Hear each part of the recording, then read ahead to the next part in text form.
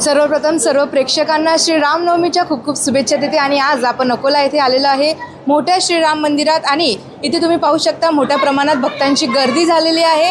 आणि आपल्यासोबत इथे राम मंदिराचे पुजारी आहे ज्यांची तिसरी पिढी इथे राम मंदिरात सेवा देत आहे।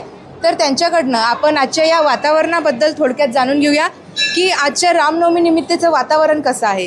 हे रामनवमी दरवर्षीप्रमाणे मोठ्या प्रमाणात वाढून राहिली, म्हणजे साजरा करण्याची पद्धत। खूप लोक नवीन नवीन आयडियाज देऊन राहिले, त्या हिशोबाने हे सर्व कार्य चालू आहे।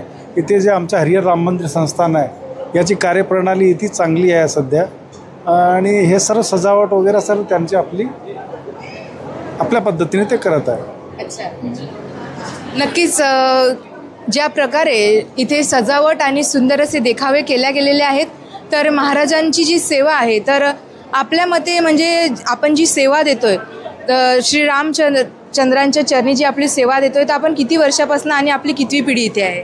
आम्ही 80 वर्षापासून इथे राम मंदिराचे पुजारी आहे। माझे आजोबा पण होते, माझे बाबा होते, नंतर मी आहे। आमच्याकडे रामाचा सकाळी 5:30 पासून सेवा सुरू होते। 5:30ला आमची प्रातः आरती होते, नंतर आमची शृंगार आरती होते 7:30 वाजता। 10:30ला आमचा नैवेद्य लागते देवाला। 11 वाजता आमची नैवेद्य आरती होते आणि 12 वाजता विश्राम होते मंदिराचा। 4 वाजता मंदिर उघडते आणि संध्याकाळी 7 वाजता संध्या आरती होते आणि रात्री 9:30ला सेज आरती होते। हे सर्व प्रक्रिया काळापासून सुरू आहे, तेच पद्धत आम्ही काही चेंज केली नाही आहे। जे काळात सुरू होते तेच सुद्धा आहे। नक्कीच अकोला येथे हे सुंदर असं सजावट मोठ्या श्रीराम मंदिरात इथे केल्या गेलेली आहे आणि भव्य दिव्य आयोजन नियोजन इथे करण्यात आलेलं आहे। तर तुम्ही सर्व संपूर्ण भक्तांची झालेली गर्दी सुद्धा इथे पाहू शकता की कशा प्रकारे इथे भक्त एवढा उन्हाळा असताना सुद्धा भक्तांची गर्दी इथे मंदिरामध्ये दर्शनासाठी झालेली आहे।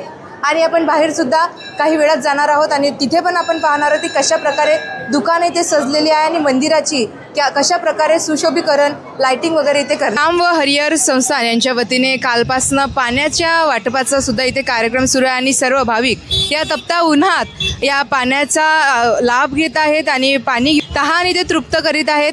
श्री हरिहर आणि श्रीराम संस्थान यांच्या वतीने हे पाण्याची जे व्यवस्था सर्व भाविक भक्तांसाठी इथे केलेली आहे, तर ही 2 दिवसापासून आहे।